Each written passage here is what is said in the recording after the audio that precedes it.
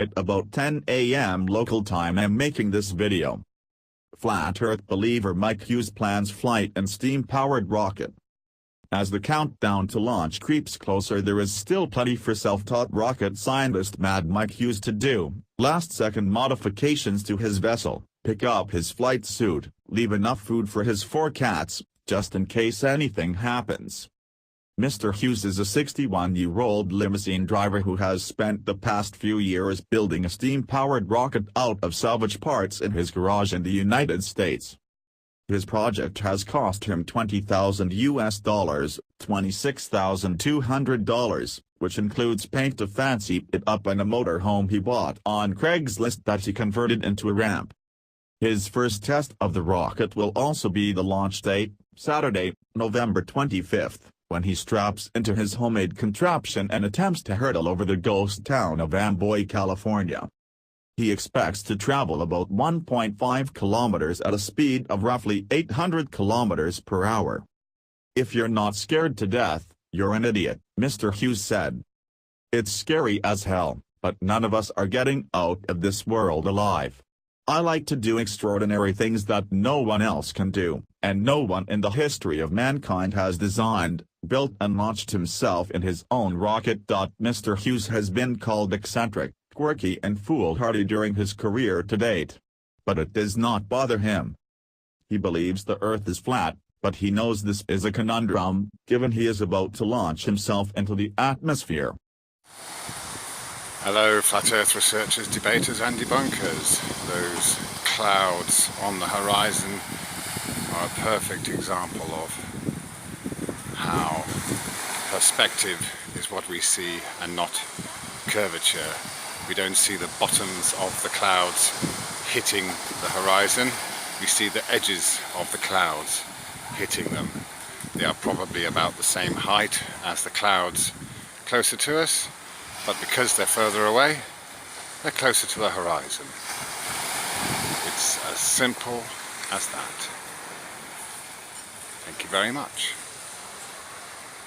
Moon landing conspiracy theories claim that some or all elements of the Apollo program and the associated moon landings were hoaxes staged by NASA, possibly with the aid of other organizations. The most notable claim is that the 6 manned landings, 1969-72, were faked and that 12 Apollo astronauts did not actually walk on the moon.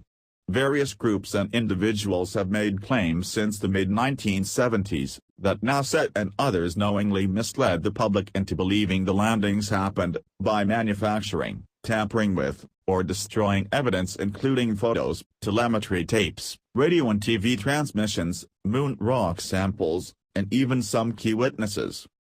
Much third-party evidence for the landings exists, and detailed rebuttals to the hoax claims have been made.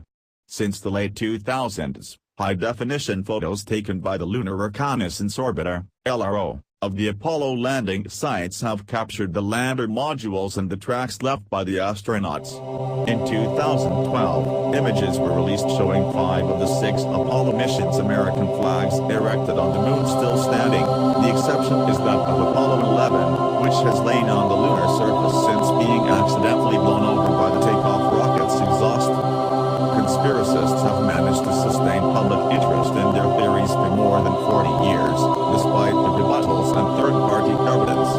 Opinion polls taken in various locations have shown that between 6% and 20% of Americans, 25% of Britons, and 28% of Russians surveyed believe that the manned landings were faked. Even as late as 2001, the Fox television network documentary Conspiracy Theory, Did We Land on the Moon?, claimed NASA faked the first landing in 1969 to win the space race. It is widely accepted that U.S. astronauts Neil Armstrong and Buzz Aldrin landed the lunar module Eagle on the Moon on July 20, 1969. But 48 years on, conspiracy theorists still believe that the Apollo 11 mission was staged by the administration of President John F. Kennedy. One major theory suggests that a lethal radiation belt surrounding Earth would have made travel to the Moon impossible. The Van Allen belt creates a dense radiation environment of charged particles trapped in Earth's magnetic field. Marcus Allen, a notorious peddler of moon landing hoax theories, reckons NASA's astronauts would have died when passing through the belt. Allen put forward this theory at the Glastonbury Symposium, an annual conference exploring truth, mysteries and new frontiers, according to Express.co.uk. Speaking on a panel at the 27th annual conference, Allen, whose Nexus Conspiracy Theory magazine reaches 1.1 million readers globally, waxed lyrical about the theory. He said, "I don't believe man landed on the moon. If NASA or anyone else can prove it, I am waiting to hear, because I can't work it out. It is the 50th anniversary apparently, but how did they do it? If it was so easy in the 1960s, surely they could do it any day now, and so could Russia, Japan, India, even North Korea." The 48th anniversary of Neil Armstrong's first steps on the lunar surface took place in July, but many conspiracy theorists across the globe remain convinced it was the biggest cover-up of all time. Moon hoax conspiracy theorists say a desperate President John F. Kennedy, who wanted to beat the Russians in the space race to the moon, ordered the production of a series of films in top-secret studios to make it look like NASA astronauts mad. Thanks for watching.